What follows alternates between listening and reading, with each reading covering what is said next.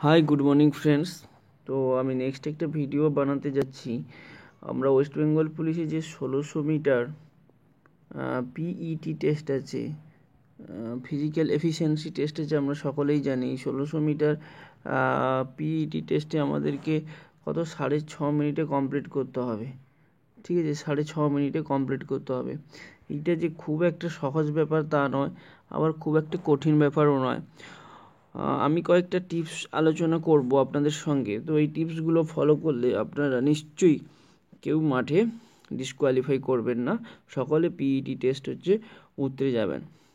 তো আমরা সকলেই জানি কালটা শীতকাল, ঠিক আছে, সকলেই লেপ ছেড়ে উঠতে খুবই কষ্ট হয়। প্রথমে তো ভোর থেকে উঠতে লেপ ছেড়ে বিভিন্ন রকম মাথায় আসবে, আজ নয় কাল, কাল নয় পরশু, আজ থেকে শুরু করব না, কাল থেকে শুরু করব, এইসব আসতে থাকবে। বাট এগুলোকে আমাদেরকে নিজেদেরকে কাটিয়ে উঠতে হবে, কারণ আমাদেরকে মাথায় রাখতে হবে কি না, আমরা সকলে পিইটি টেস্ট কোয়ালিফাই করব। ঠিক আছে, এই কথাটা রাখবে যে আমাকে পিইটি টেস্ট কোয়ালিফাই করতেই হবে। তো তাহলে দেখবে লেপটাকে সরিয়ে উঠে পড়ো, তারপরে ঠান্ডাটা ঠিক অটোমেটিকই চলে যাবে তোমার মানসিক দৃঢ়তা দেখে। ওকে, যাই হোক, এবার তারপরে আমি বলি কি ওঠার পরে কি করবে। ওঠার পরে পটি করে নেবে, ঠিক আছে, পেটটাই খালি করে নেবে, জল খেয়ে নেবে। তারপরে জল খাওয়ার পরে আমি কি বলবো, তোমরা প্রত্যেকদিন রাত্রে করে ছোলা ভিজিয়ে দেবে মনে করে, ঠিক আছে। ওই ছোলাটা একটু খেয়ে নেবে, কারণ খালি পেটে দৌড়াতে যাওয়াটা ঠিক নয়। ঠিক আছে, এবার ছোলা খেয়ে নেবে।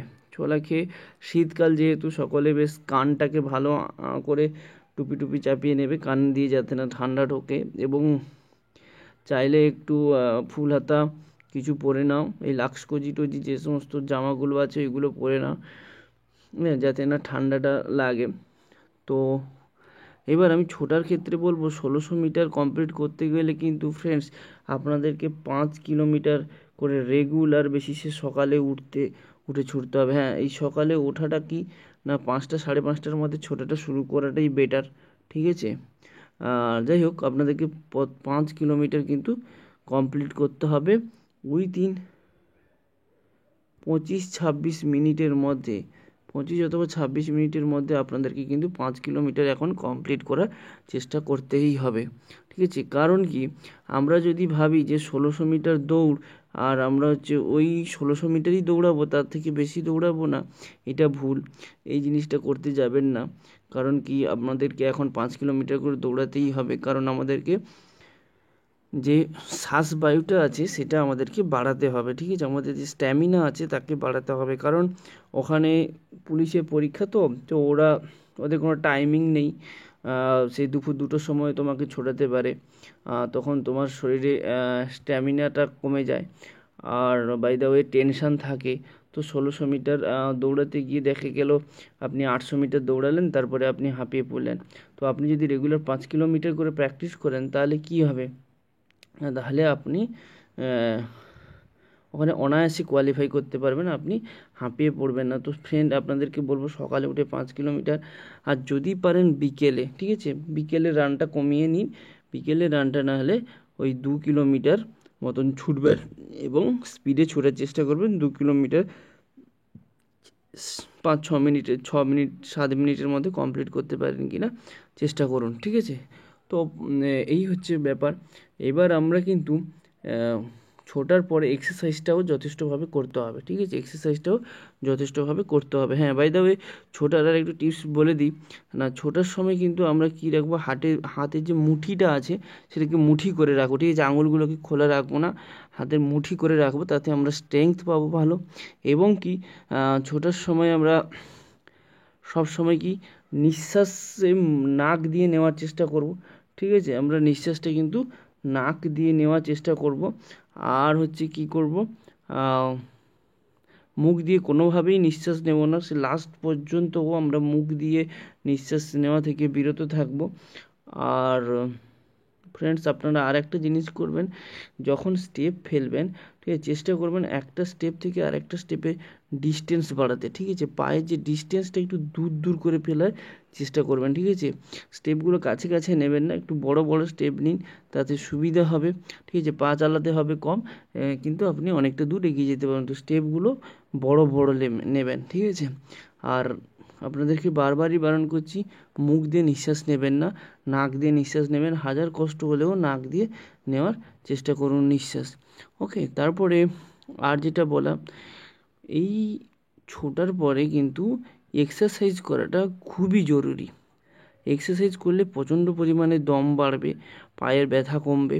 ঠিক আছে, এক্সারসাইজ করাটা খুবই জরুরি। আমি কয়েকটা এক্সারসাইজ দেখাচ্ছি এবং এক্সারসাইজগুলো কীরকম করবেন সেগুলো আমি বলেও দিচ্ছি, আপনারা ভিডিওটা দেখুন। ওকে,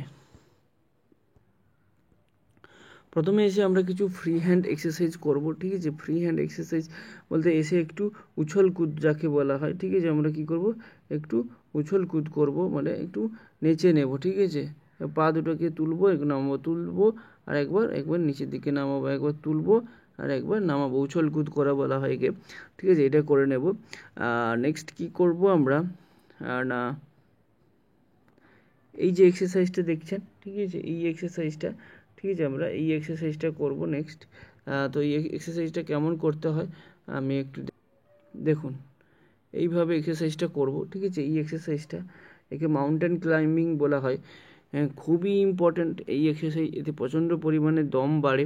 ঠিক আছে, এই এক্সারসাইজটা এবার এ তো একটা পায়ে কিছুক্ষণ, একটা পায়ে প্রায় 20 বার পড়ার পরে একটা পায়ে, তারপরে আমরা কি করব না, দুটো পাকে নিয়ে যাব। ঠিক আছে, আমরা কি করব, যেমন একটা পাকে নিয়ে যাচ্ছে, তারপরে একসঙ্গে আমরা কি করব না, দুটো পাকে নিয়ে যাব, একসঙ্গে দুটো পাকে নিয়ে গিয়ে সামনে দেব, আবার ওইটাকে পিছনে ছুঁড়ে ফেলবো, আবার ওই পা দুটোকে সামনে নিয়ে যাব, আবার ওই পা দুটোকে আমরা কী করব, পিছনে ছুঁড়ে ফেলবো। ওইটা আবার 20 বার করবেন। ঠিক আছে, ওই ভিডিওটা দেখাতে পারলাম না, কি বললাম, এই দুটো পাকে, ঠিক আছে, এই দুটো পাকে একবার পিছনে নিয়ে আসবো, আবার এখান থেকে বাঁকিয়ে আমরা পুরো শরীরটাকে, পা দুটোকে এখানে নিয়ে আসবো, আবার দেন পা দুটোকে এখানে নিয়ে আসবো। এই এক্সারসাইজটা করবেন, বুঝতে পারছেন নিশ্চয়ই আমি কী বলছি।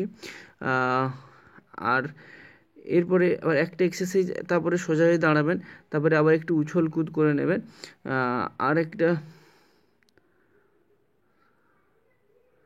ঠিক আছে,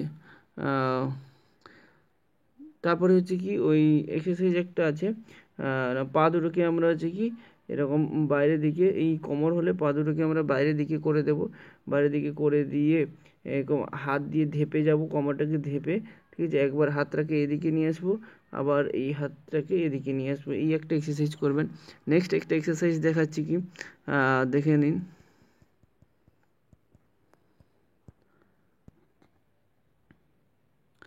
এটাকে বলে পুশ আপ। ঠিক আছে, এই এক্সারসাইজটা আমরা প্রায় 19 থেকে 20টা করার চেষ্টা করব, এই পুশ আপটা। ঠিক আছে, দেখে নিন পুশ আপটা করার সিস্টেমটা দেখে নিন। এই পুশ আপটা প্রায় আমরা যে 19 থেকে 20 বার নামবো।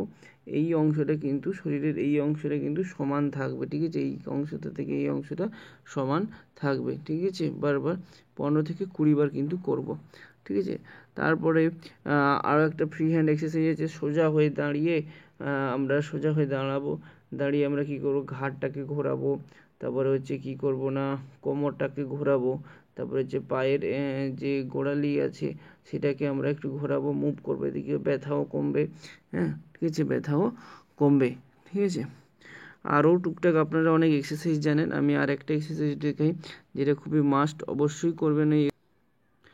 এটাকে বলা হয় কি, চিলিংও বলা হয়, আর একে বলা হয় পুল আপও বলা হয়। ঠিক আছে, চিলিংও বলা হয়, পুল আপও বলা হয়। এটা অন্তত 10 বার করার চেষ্টা করবেন। ঠিক আছে, এই এক্সারসাইজটা 10 বার করার চেষ্টা করবেন। এবং আমি বলছি কি, প্রত্যেকটা এক্সারসাইজের পরে, ঠিক আছে, প্রত্যেকটা এক্সারসাইজের মাঝে মাঝে, ঠিক একটা এক্সারসাইজ করলেন, তারপরে একটু শরীরটাকে একটু ঝাঁকিয়ে নেবেন। কী করবেন, একটু উছল কুদ করবেন। ঠিক আছে, উছল কুদ মানে একটু পাটা তুলে, ঠিক আছে, যেমন স্কিপিং খেলে, ঠিক আছে, স্কিপিং খেলার মতন কী করবেন, লাফ মারবেন। ঠিক আছে, লাফ মারবেন, প্রত্যেকটা এক্সারসাইজের পরে স্কিপিং খেলার মতন লাফ মারবেন 2-3-4 মিনিট ধরে। ঠিক আছে, গুড বাই ফ্রেন্ডস, আপনারা এই টিপসগুলো ফলো করতে থাকুন। আর খালি পেটে কেউ এক্সারসাইজ করবেন না, প্রত্যেক দিন ছোলা পেয়ে যাবেন। আর এক্সারসাইজ করার পরে ব্রাশ ট্রাশ করে আপনারা কি করবেন, কিছু খেয়ে নেবেন, খালি পেটে থাকবেন না প্লিজ ফ্রেন্ড। ফল টল কিছু খান এখন, এবং কলাটা রাখবে সঙ্গে, আর কলা আর ছোলা, এই দুটো জিনিস খুবই ইম্পর্ট্যান্ট। ওকে, গুড বাই ফ্রেন্ডস। নেক্সট আবার ভিডিও আমি একটা রিয়েল ভিডিও আপলোড করে দেব কিছুদিন পরে। ওকে, বাই বাই।